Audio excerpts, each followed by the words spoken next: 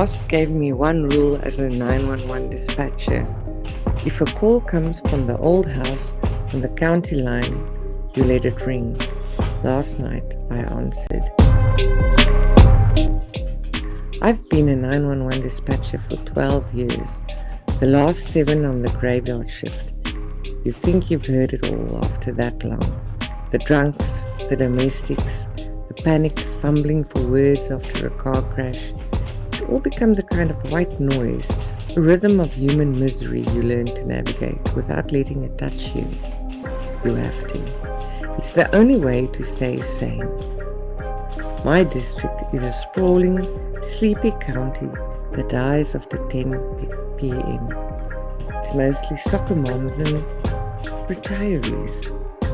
The worst we usually get on a weeknight is a noise complaint of a teenager who had too much to drink at a bonfire. The job for me had become a cycle of caffeine, fluorescent lights, and the low constant hum of computer servers. I was burnt out, deeply existentially tired in a way sleep couldn't fix. The calls were just blips on a screen, voices to be processed, categorized and dispatched. I was a human switchboard for other people's worst days. The first call came on a Tuesday, about 3 months ago. It was 2:47 a.m., the deadest hour of the deadest night. The line lit up on my console, but not in the usual way. It wasn't a cell call with a GPS ping or a landline with a registered address. It was just a raw signal designated as unregistered VoIP. Not unheard of, but rare. I clicked it open.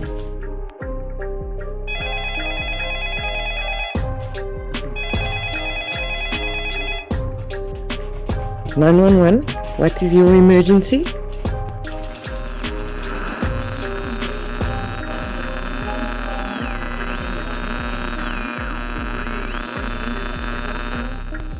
Static.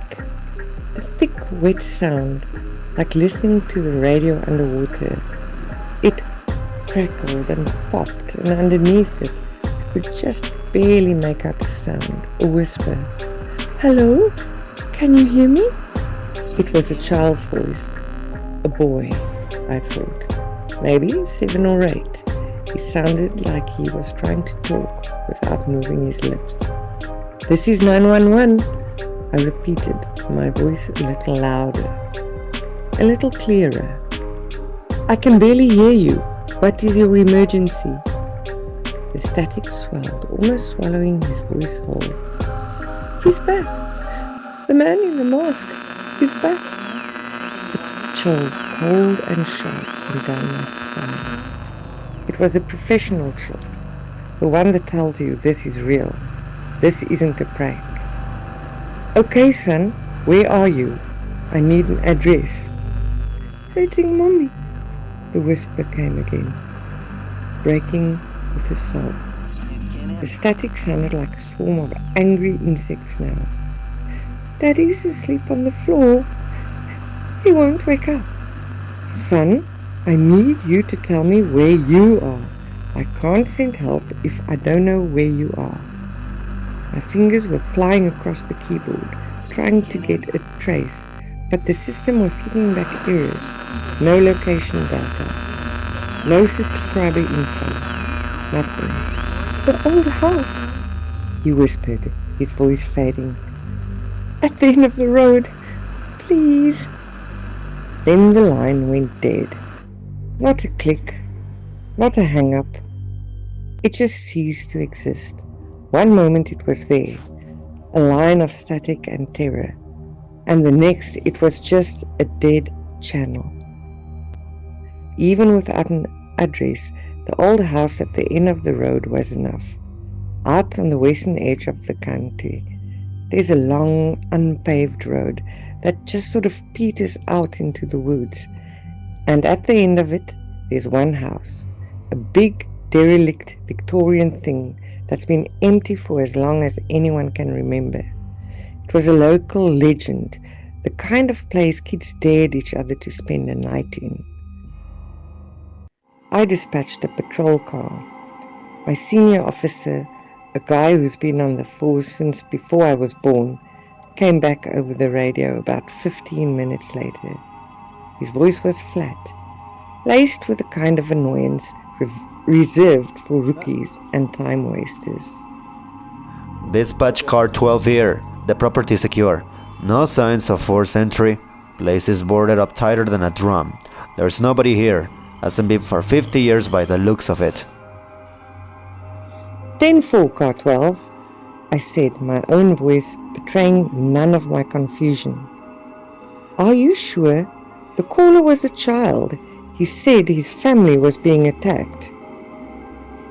There was a sigh over the radio. Listen, the dust on the porch is an inch thick. The boards on the windows are gray and rotted. If someone's in there, they're a ghost. We're clearing the call. Tell whoever's playing games to knock it off.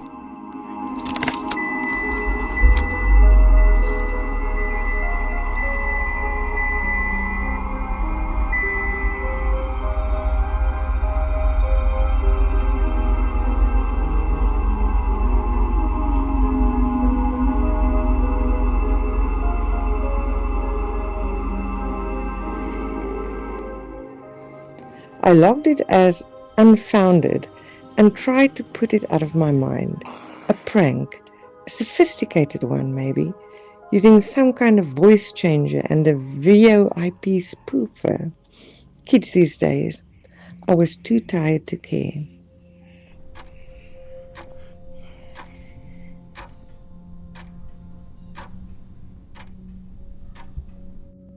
A week later, at 2:47 a.m., the same line lit up, the same static, the same terrified whispering voice. He's in the house. I can hear him walking. This time, I felt a knot of ice form in my stomach. Son, is this the same caller from last week? A choked sob. He has the mask on. The one with the scary smile. Mommy's screaming. Faintly through the storm of static, I thought I could hear it. A woman's scream, high and thin and distorted, like a sound being played backwards.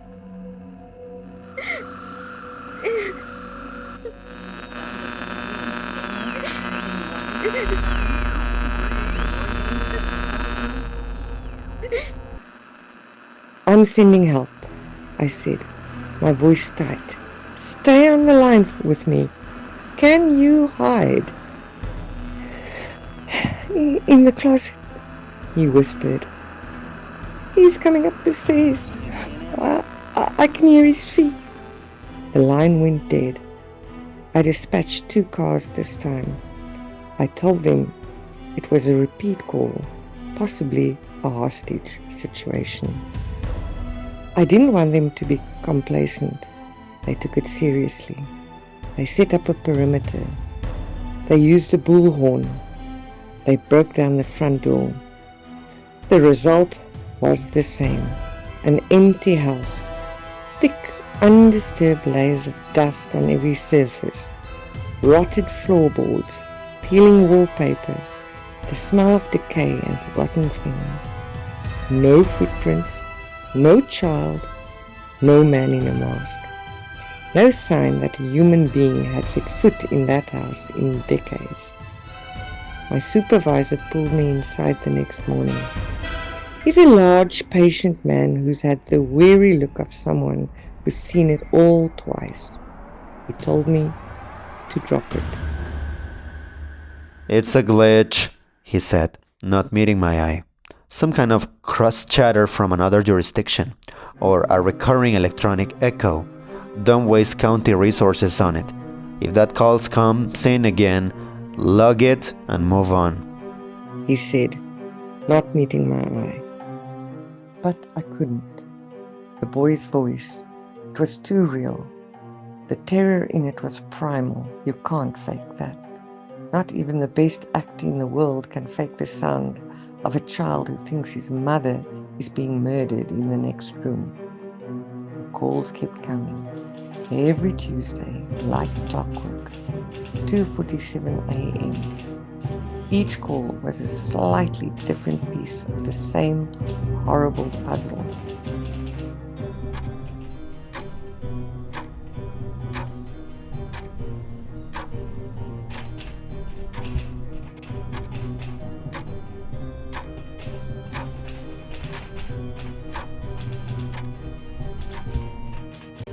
He's hurting Daddy now.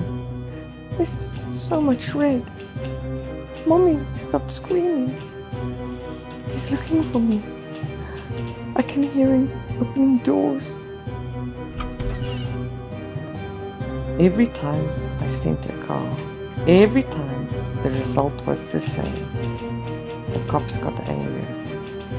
I was the boy who cried wolf.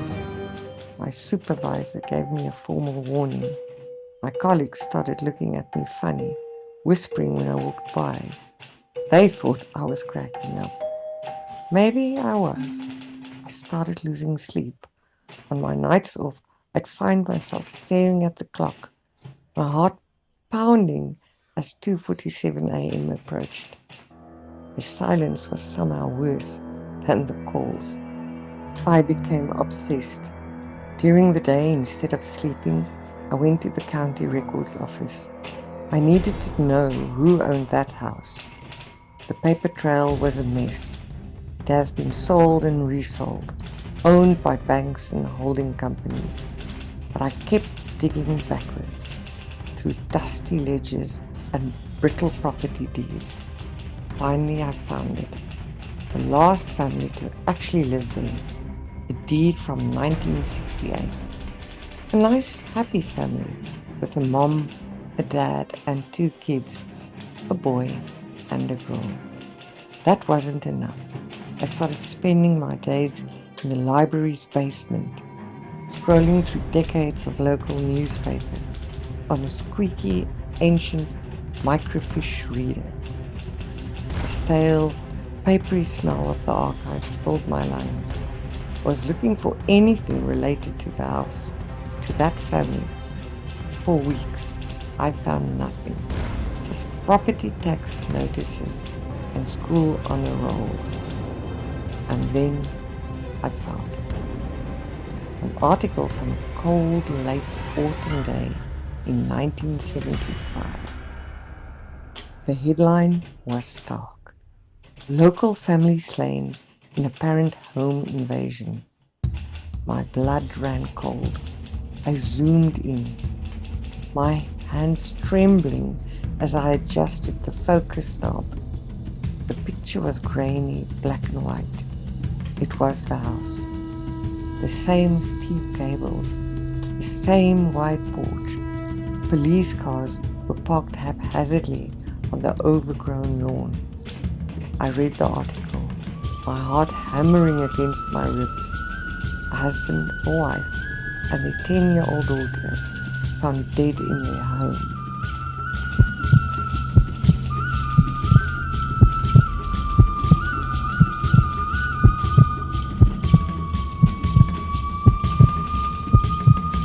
The cause of death was extensive.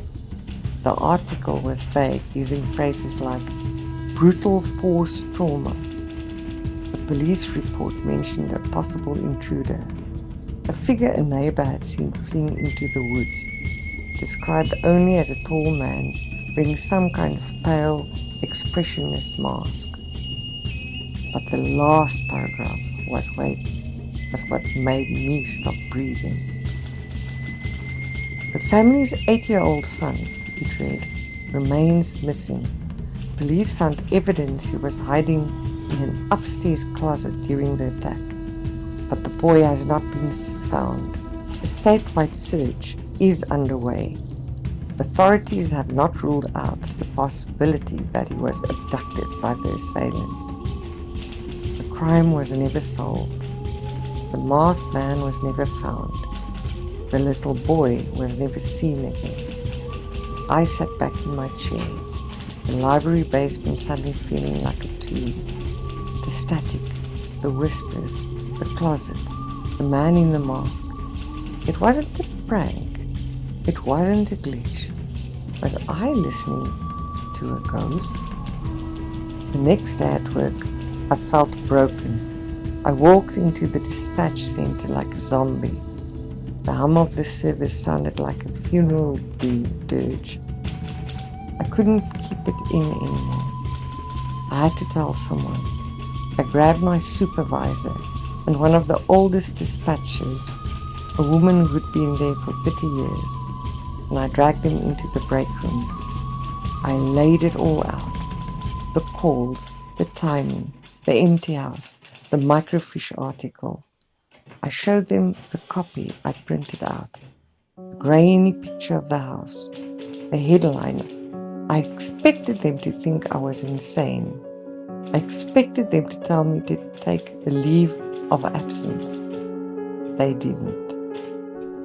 They just looked at each other. It was a look I'd never seen before, of a grim, tired resignation.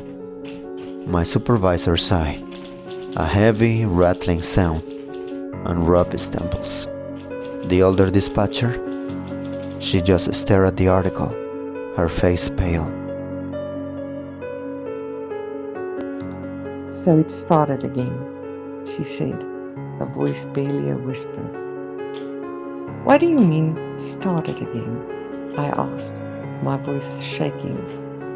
What is going on? My supervisor sat down heavily. Kid, He said, and he looked 100 years old. we need to tell you about the man you replaced. He told me the story. The dispatcher who had my seat before me, he'd been a good man, sharp, dedicated. About a year before I was hired, he started getting strange. He was obsessed with a specific address, the old house at the end of the road. He kept sending cars up there, insisting there was a child in trouble. The patrols always came back empty. He started pulling old files, spending his days off at the library. He became withdrawn, paranoid. He claimed he was getting calls no one else could hear. We checked the logs. My supervisor said, his voice low and serious. The system never registered the calls he said he was taking. We pulled the audio recorders for his consoles. There was nothing on them but dead air. We thought he was having a breakdown, stress of the job. My blood turned to ice water. The system, it doesn't log the calls for me either. They just show up on the screen and then disappear. They don't go into the call history. The older dispatcher nodded slowly. We know. It's the same. He told us what the calls were about. A little boy, a man in a mask. I felt like I was going to be sick. What happened to him? I whispered, though I already knew the answer. One night, he took a call. The supervisor continued. We saw him on the console, talking, his face ashen. He was typing a report. Then he just stopped. He stood up, grabbed his jacket and his keys, and walked out without a word. The call was still active on his screen, but none of us could hear anything on it. We just saw the open line. Where did he go? He drove out to the house. His car was found parked on the road the next morning. Engine was called. Doors were locked. He was gone. We searched. The old dispatcher said, her voice cracking. The police did a great search of the entire woods. Dogs, helicopters, the whole 9 yards. They went through that house from the attic to the cellar. They found nothing. No sign of a struggle. No footprints. No him. He just vanished. Wiped off the face of the earth. I stared at him. my mind struggling to process what they were telling me. Why didn't you warn me? I stammered. How could we? My supervisor shot back, his voice rising with frustration that had clearly been festering for years. Hey new guy, welcome aboard. By the way, this console might be haunted, and the last guy who sat here disappeared. Don't worry about it. You'd have thought we were crazy. We thought he was crazy, until you came in today with that same damn story. He leaned forward, his eyes locking onto mine. This is what you're going to do. The next time that line rings, you do not answer. If you answer it by mistake, you hang up immediately. You do not talk to him. You do not engage. You terminate the call and you clear the line. That's an order. Do you understand me? For the next few weeks, I was a ghost myself. I did my job on autopilot. Every sound, every flicker on the screen made me jump. I dreaded Tuesday nights. I drank so much coffee, I could feel my heart rattling in my chest, just to stay sharp, to stay vigilant. I thought about quitting. I thought about just walking out and never coming back. But where would I go? Then, last night it happened.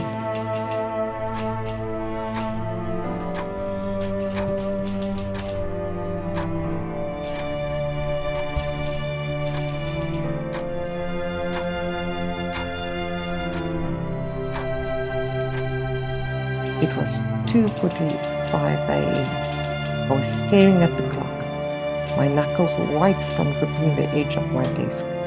The minutes ticked by like hours. 2:46. My mouth was dry. My heart was a drum solo in my ears. 2:47. The line lit up.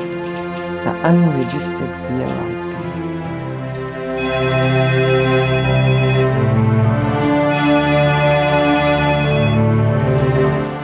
It felt like a physical blow. I flinched back in my chair. My training, my instincts, every fiber of my being screamed at me to answer it. There was a child in trouble. That was the job. But I remembered the pale, haunted face of my supervisor. The story of the man who had vanished. You terminate the call. I let it ring. Once, twice.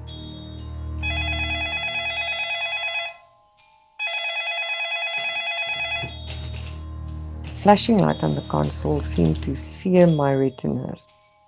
My hand hovered over the button, trembling. I couldn't just ignore it. I had to answer it. I had to. I clicked the button. 911, what is your...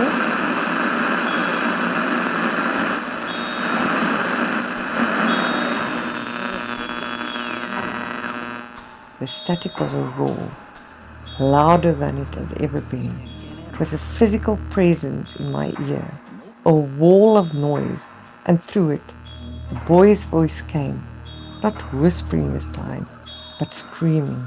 It was a raw, ragged sound of pure agony and terror. He's got me! He's got me! Please! He's taking me! Please, sir! Don't let him take me! Help me!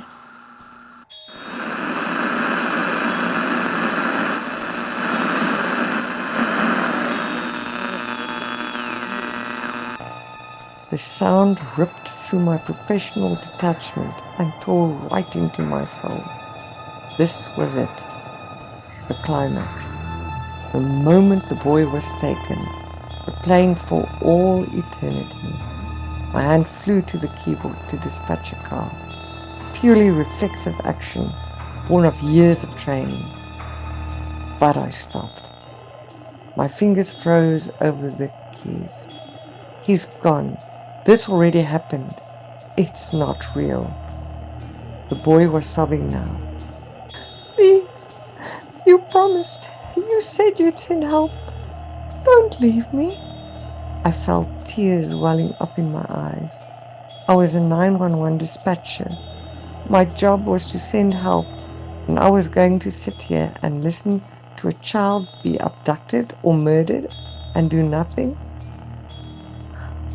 I'm sorry, I whispered, my voice thick. I'm so sorry.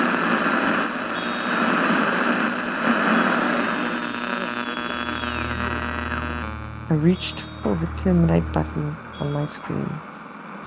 My finger was a millimeter from the glass. This was it. I was choosing to save myself. I was choosing to let him go. And then the screaming stopped. It wasn't a fade out. It was an abrupt cut, as if the switch had been flipped. The roar of the static dropped to a low, sinister hum. The line was still open. Silence.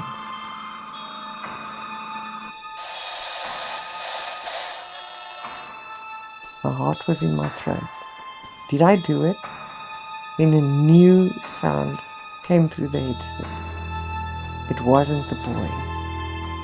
It was a man's voice, a whisper, just as terrified as the child's had been, but older, hoarser.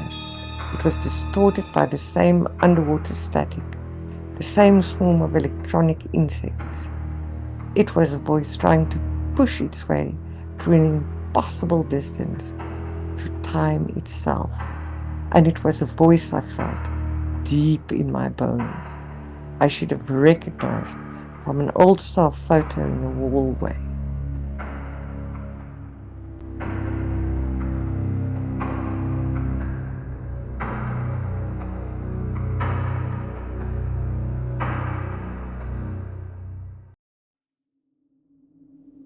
The whisper was faint, but utterly, terrifyingly clear. He's here.